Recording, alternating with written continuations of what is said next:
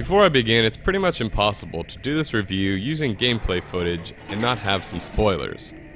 So if you don't want to see the solution to many puzzles, I'll give you the 10-second cliff notes. This is a really well done point-and-click adventure with incredible artwork and a really cool style. And there are lots of robots. This is MACHINARIUM for the PC.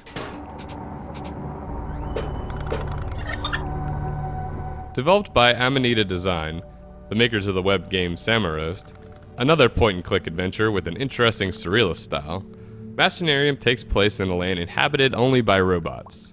You are one such robot, Joseph, and you've been thrown out with the trash. You're not given much more to go off of than that at first, but mystery and the unknown in MACHINARIUM is one of the things that I really like.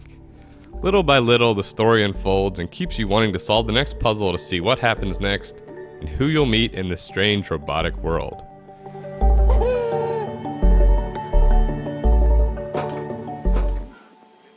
MACHINARIUM functions like most point-and-click games. Find and interact with objects, explore, and so on.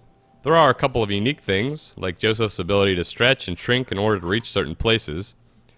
The other thing is a bit of a departure from similar games. You can only interact with things that are within your reach, which makes sense in a way, but does make for a bit more walking around as you try and figure out what to do next.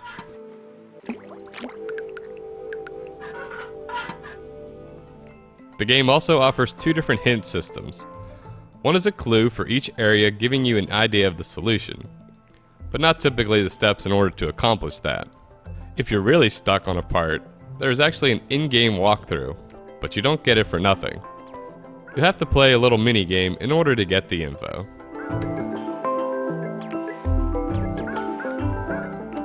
Throughout your adventure, you'll find more traditional puzzles too. This is usually the part that takes the most time to figure out myself, but does change things up a bit.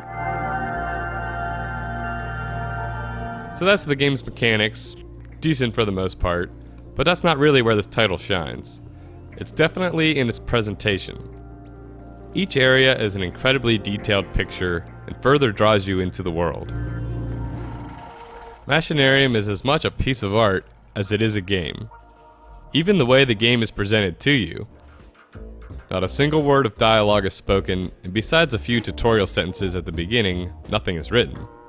Instead, you'll get little thought bubble sketch animations revealing backstory and explaining things to our hero.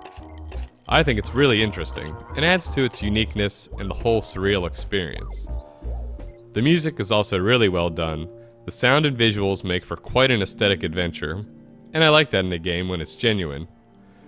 You can make a person look as real as you want and have a full orchestral score, and that's great and all, but I really enjoy games that try something different and pull it off well. Luckily for all of you, if you want to give MACHINARIUM a try, you've got a few options. It's available on Windows, Mac, even Linux, the PlayStation Network, iPad 2, BlackBerry Playbook, and Android devices.